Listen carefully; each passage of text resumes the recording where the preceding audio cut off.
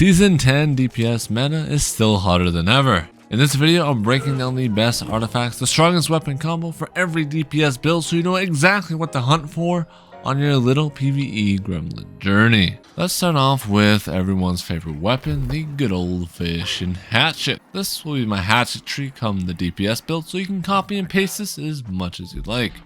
But now let's get down to the meat and let's get onto the artifact. For the artifact, you want to be running a fire staff. This tree isn't perfect, but you would basically drop pillar and get meteor shower, as meteor shower is beautiful for PvE DPS.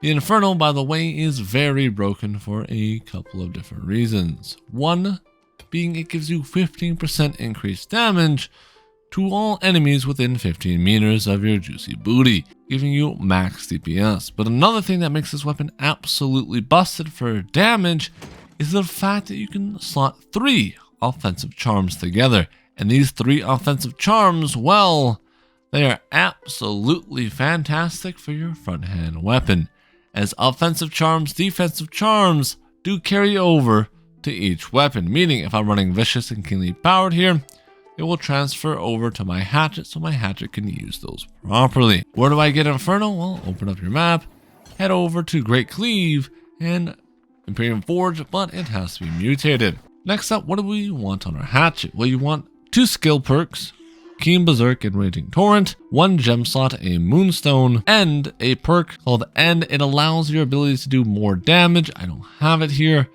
And your light attacks to do more at the end of the light attack chain. For your final perk, you would want either Disdain Affliction to add more dots to your boys, or in my opinion, you want Attunement, as that just gives us flat more damage. Alright, Hatchet build is now out of the way. Let's break down the next weapon type, Rapier. Rapier is back, baby. Oh yes, it's so effing back. My Rapier tree will look something very similar to this, except I would drop Flurry and get Flurry here to increase the bleeds. Now, what exactly do we pair with the finisher build? Well, of course, we will be running the finisher artifact. Here, you'll put an offensive charm. More on those later. I'm going to group that all together. As your finisher backbar, you can run whatever you really want here. Bow, musket, whatever your group needs, that's what you should be running.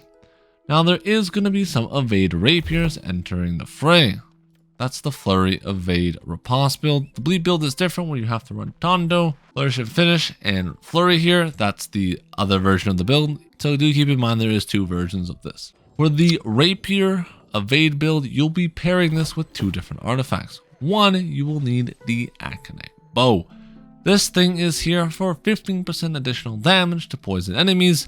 On top of this, this adds an extra dot to your crew, making your DPS higher than everyone else's, so you can top those damage charts like a Giga Chad. You will then also need 1 shrapnel, user, and abuser in your squad to add an additional bleed to the homies. Where do you get the shrapnel? That's from the PvP track. In the Aconite bow, head over to Requater. There'll be a tentacle here, looking all scary. It'll be nice and yellow and long. You can join a chest run and just kill this thing 5 times, and eventually you'll get the Aconite bow, and this is shaping up to be the necessity for the evade rapier players. Now that we have rapier and hatchet gone and dusted, time to talk about our spear veterans. Venom will be your weapon of choice here. This comes with poison tips. Heavy attacks on either weapon cause a 15% bleed, allowing you to nuke people into the afterlife. Your spear tree would look something similar to this, except you would drop Slight Clone and run Perforate here for the additional rends, rend again, and the weaken to the enemy. This will allow you to rend the boss, skewer for another weaken here, and then coup de grace for your sweep is a mandatory, as this allows spear to get some of the most crazy dots in the entire game. I will be doing a hard breakdown of each build later in Season 10, but right now I just want to give you guys the options of which weapon combos to look forward to. Venom, by the way, if you're wondering where it drops, open up your map, head over to Requater once again, and you have to kill Spire, aka Siren. You'll have to craft a tuning orb to get inside, bring a couple of your mad dogs with you, and send this man or lady into the Shadow Realm. Next up, we have Greatsword. Oh, Greatsword is so back. But Greatsword will be paired with Dorgot's Blade. Heavy melee attacks on both weapons cause 10% burning for 6 seconds, max 3 stacks. And guess what Greatsword loves to do? Heavy, baby! It's the best heavying weapon in the entire game, so of course it's going to take use of Dorgot's passive here. For Dorgot, you're going to want to use the evade style here, where you want evade, riposte, and flurry on your back bar. And for Greatsword, you'll run relentless, pair that with Skyward Slash for the additional Ren here, because no one else will have this Ren in your group. And then, of course, Steadfast Counter for some extra, survivability for yourself. You don't have to run this, but I like it, and it's a personal preference thing. And for our last DPS combo, it will be Blunderbuss Fire Staff. Once again, paired with Inferno. Inferno is just shaping up to be an absolutely outstanding artifact for both PvP and PvE. By the way, where you get Dorgot's Blade is in the same place as Inferno, Imperium Forge, and it has to be mutated. Any of these weapon combos can work. By the way, if you want max damage, you can always run Inferno, as that's just flat damage to your front bar weapon. The reason why you run these other weapons is to add more dots to your team, and dots are the kings in PvE DPS. Now, I just want to go over quickly what you compare with Spear, as Spear was a bit more complicated, so I wanted to save it to the end. Spear can be paired with a plethora of different weapons. Sword and Shield, Great Axe, and Hammer. These are all phenomenal options to pair with your Spear. Spear's job is to run their offhand whatever the tank is not running. So if the tank is running Greatsword Hammer, the Spear run SNS. If the tank is running Greatsword Spear, Sword and Shield, then the Spear runs Hammer for the extra Rens. The Spear, he has a lot of carrying to do, as he's the main debuffing rat of the squad, adding bleeds and Rens left and right. And don't worry, Hammer players, you are a must still in the raid, as you are going to be rending hard through Armor Breaker, Clear Out, and Path of Destiny, as you are a pure Ren bot. Now that we have all the weapons out of the way, let's break down the one artifact that they all have in common, but the finisher player, and that's going to be Old Crown. Old Crown is going to be hands down the best in slot DPS artifact come Season 10.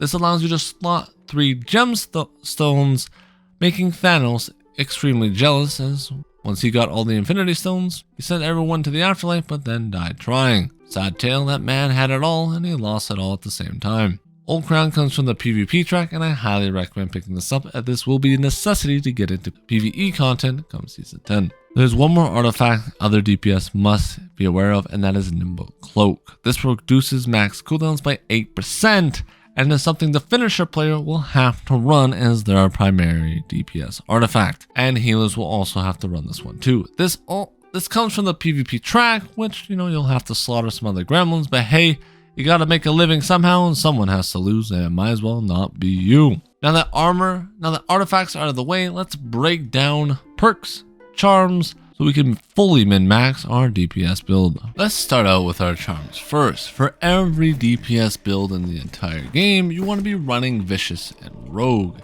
This is because they increase your overall damage by a flat amount. Make sure you also have Helium Power on at least one of your pieces here, as this gives you a flat 15% additional damage, skyrocketing your damage through the stratosphere and maybe even hitting the moon.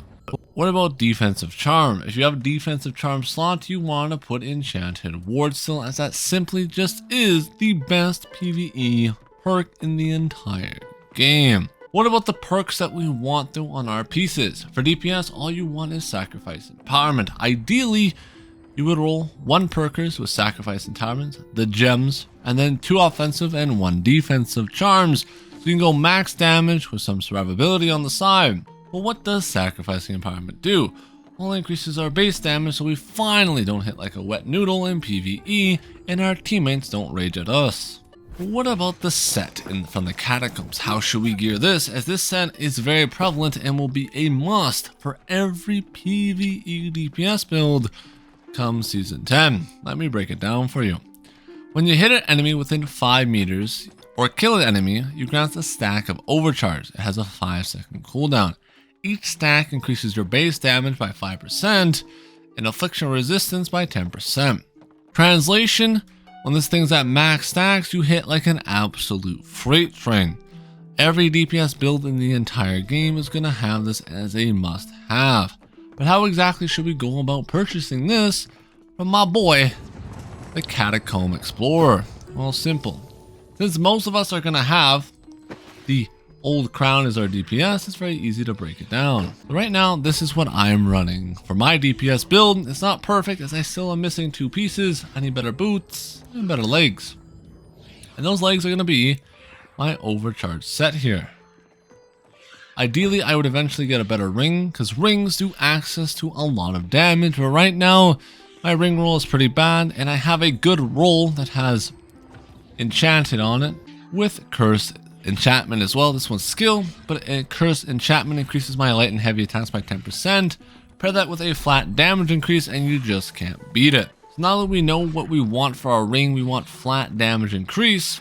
Our earring, we want to have beloved and ideally hatred or despise down here. Healing hearts is nice, but your third one can be whatever. After that, you want a gem slot and then an offensive slot so we can keep pumping deeps. For our amulet, this is what we're going to roll from my boy right here. Because it can give us max health every time, which is nice for some survivability, a gem slot, which is solid, and a skill slot to help our DPS main hand out. The only downside is you don't get a protection perk here, so depending if you're doing mutation or the raid, it will depend if you don't want the amulet from this bad boy right here, or if you'll want something like the earring instead. You can roll a protection perk, but it's just rare. That's why I said this. I don't know which one exactly will be best at the moment. What we do know is you want 4 pieces of the Overcharge set on your armor.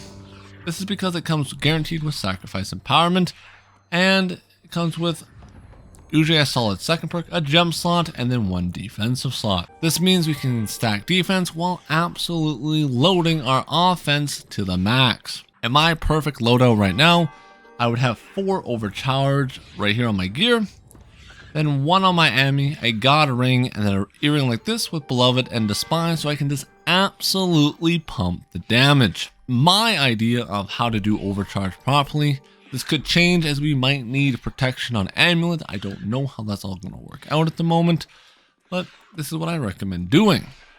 But how should we gear our gems? For our gems, you can do opals all the way, since opals are just generally the best slot for a vast majority of content such as mutations, PvP, therefore they're just solid across the board.